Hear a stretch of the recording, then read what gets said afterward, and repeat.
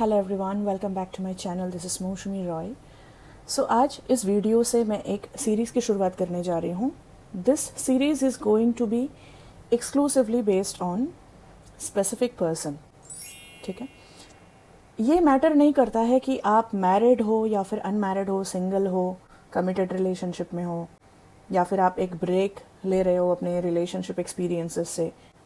ठीक है, सो आज का ये जो वीडियो है, it's going to be on one of the most common issues जो कि ऑलमोस्ट एवरी वुमन फेस करती हैं। दैट इज़ कि रिलेशनशिप में क्या मैं खुद को चूज़ करूं या फिर मैं अपने पार्टनर को चूज़ करूं। ठीक है, एंड हम लोगों का जिस तरीके का कंडीशनिंग हो रखा है for generations, 9 out of 10 women हम मोस्टली अपने स्पेसिफिक पर्सन को ही चूज़ करते हैं।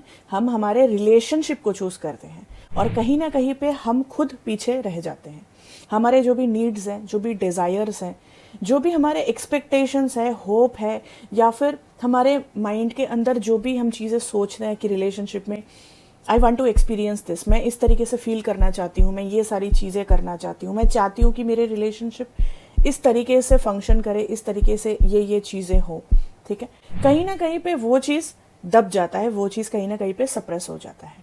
ठीक है, एंड ये जो हम दूसरों को, मतलब हमारे स्पेसिफिक पर्सन को या फिर हमारे रिलेशनशिप को हमसे हम ऊपर जो रखते हैं, ये सिर्फ मेरा, आपका, आपके बेस्ट फ्रेंड का प्रॉब्लम नहीं है।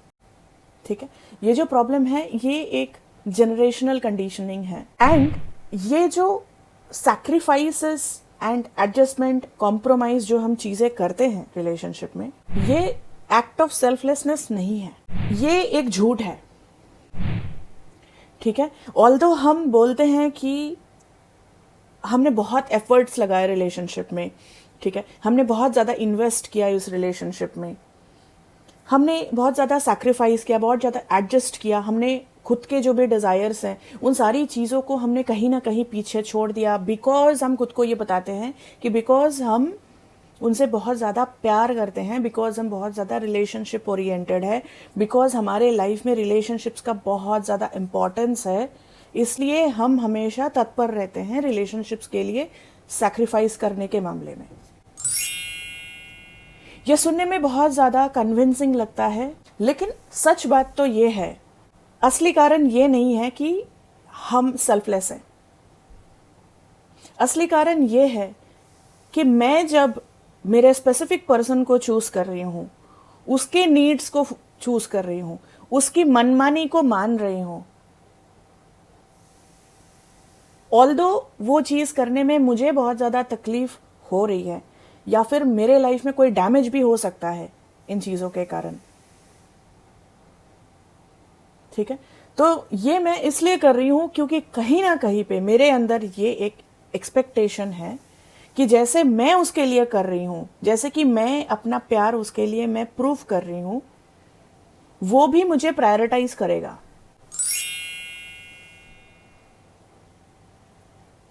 ठीक है,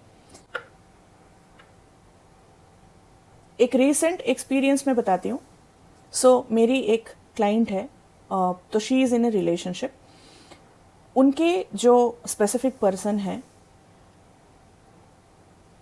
उन्होंने शादी के पहले ऐसा उनको शर्त रखा था कि उनको जॉब छोड़ के उनके होम टाउन में शिफ्ट होना पड़ेगा। ठीक है, तो उस टाइम पे उनको थोड़ी तकलीफ हुई थी, but she was deep in love and all this things. तो उन्होंने वो नौकरी छोड़ दी एंड वो फुल टाइम हाउसवाइफ बन गई। फिर उनका लाइफ का एक्सपीरियंस बहुत ज़्यादा प्लेजेंट नहीं रहा। ठीक है, एंड उनके हस्बैंड भी बहुत ज़्यादा बिजी हो गए अपने लाइफ में, अपने काम में, हर चीज़ में। ठीक है, सो उनको जो माइंड में ये एक एक्सपेक्टेशन था कि मैंने मेरा जॉब इसलिए छोड़ दिया क्योंकि मेरा हस्बैंड मुझे कॉम्पेंसेट करेगा। ये एग्जैक्ट एक्चुअली वर्ड है, मतलब जिस तरीके से हम उनके लिए, मतलब फीमेल्स जिस तरीके से अपने रिलेशनशिप के लिए कॉम्प्रोमाइज करते हैं, खुद के मेंटल, फिजिकल, इमोशनल, फाइनेंशियल, हर लेवल पे। ठीक है, ये हमारा एक कॉम्पेंसेशन वाला माइंडसेट रहता है कि कहीं ना कहीं पे जाके मेरा स्पेसिफिक पर्सन भी इस चीज को रेसिप्रोकेट करेगा, कॉम्पेंसेट करेगा मुझे जो लॉस हुआ ये सैक्रिफाइस करने के बाद वो चीज वो करेगा। लेकिन आपको पता है कि ये होता नहीं है, और ये चीज हमारे मदर, ग्रैंडमदर, उनके साथ भी नहीं हुआ था। ये जो हमारा एक्सपेक्टेशन है कि मैं उसके लिए सैक्रिफाइस करूंगी तो वो भी मेरे लिए कभी ना कभी सैक्रिफाइस करेगा, अगर इक्वल नहीं तो ज्यादा ही सही, सैक्रिफाइस तो करेगा। और अगर नहीं करता है तो हमें फिर उस चीज से रिजेंटमेंट होती है, और लाइफ टाइम रिजेंटमेंट बढ़ता ही रहता है, और रिलेशनशिप अल्टीमेटली टॉक्सिक बन जाता है। इवेंचुअली वो रिजेंटमेंट बढ़ता रहता है ना, क्योंकि जो आप चाह रहे हो वो सामने वाला नहीं कर रहा है। वो तो अपने धुन में मस्त है, वो तो अपनी जिंदगी अच्छी से जी रहा है, वो तो वो सारी चीजें नहीं कर रहा है जो आप चाह रहे हो। अभी आप उसके लिए जितना एफर्ट्स ले रहे हो वो तो आपके लिए उतना एफर्ट्स नहीं ले रहा है। ठीक है, सो इसका थोड़ा कारण हम अभी समझेंगे। तो मैनिफेस्टेशन में हमने क्या सीखा है, everything is your pushed out. So यही एक चीज रिफ्लेक्ट करता है कि क्यों आपके साथ ऐसा हो रहा है कि आप सैक्रिफाइस कर रहे हो कि लेकिन सामने वाला नहीं कर रहा है आपके लिए। इनफैक्ट वो तो उल्टा आपसे और ज्यादा सैक्रिफाइस मांग रहा है। आप अगर उस पे फोकस कर रहे हो तो वो आप पे फोकस नहीं कर रहा है, वो उल्टा खुद पे ही फोकस कर रहा है। मतलब वो उल्टा सेल्फ सेंटर्ड होता जा रहा है। ठीक है, ये इसलिए हो रहा है because people will reflect what you do to your self.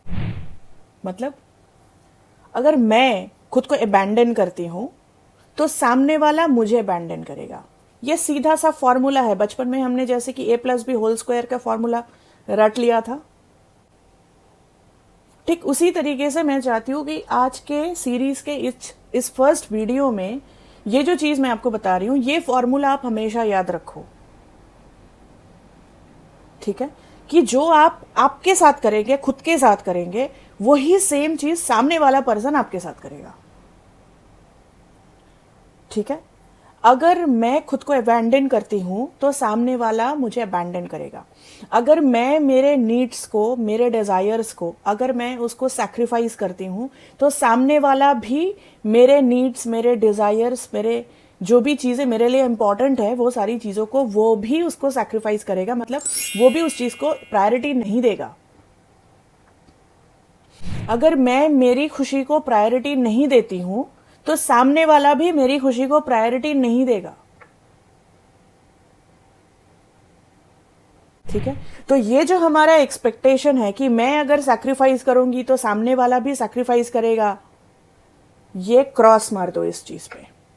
ये सिर्फ मूवीज में होता है, क्योंकि देखो मूवीज में, ये सारे नॉवेल्स में जो सारी चीजें बनाई जाती है, that is only based on some fantasy, some human fantasy that we have. ठीक है, वो मनोरंजन के लिए बनाया होता है, वो लाइफ लेसन्स के लिए नहीं होता है। मतलब आपके फोकस में, आपके अटेंशन में इतनी ज्यादा पावर्स है।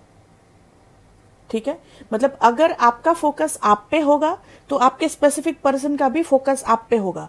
अगर आपका फोकस स्पेसिफिक पर्सन पे होगा तो स्पेसिफिक पर्सन का फोकस भी स्पेसिफिक पर्सन पे ही होगा। मतलब वो सिर्फ खुद पे फोकस करेगा, वो नार्सिसिस्टिक बन जाएगा, वो बहुत ही ज्यादा सेल्फ सेंटर्ड, सेल्फिश बन जाएगा इंसान।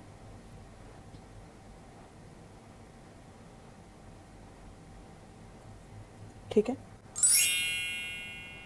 सो अगर आप में खुद को अबैंडन करने का ट्रेट है, मतलब आप खुद के बारे में अच्छा नहीं सोच सकते हो, मतलब आपको एक ही टास्क करना है, पता है क्या? वो है आपको खुद का अच्छा सोचना है, खुद का भला सोचना है। एज ए वुमेन हम लोगों को ये हमेशा से ही एक ब्रेन वॉश किया गया है कि एज ए वुमेन अगर मैं खुद के बारे में सोचती हूं तो मैं सेल्फिश हूं, तो मुझे सिर्फ अपने फैमिली के बारे में सोचना चाहिए, अपने पति के बारे में सोचना चाहिए, अपने बच्चों के बारे में सोचना चाहिए, एंड सो ऑन। ठीक है, लेकिन इस बीच मैं खुद को जो अबैंडन कर रही हूं उसे क्या होगा पता है? ये सारे लोग, ये सारे लोगों को मैं इन द प्रोसेस में सेल्फिश बना रही हूँ, क्योंकि मेरा फोकस इन सब पे है। तो ये सारे लोग सिर्फ खुद पे ही फोकस करेंगे, इसमें से कोई भी इंसान मेरे बारे में सोचेगा भी नहीं।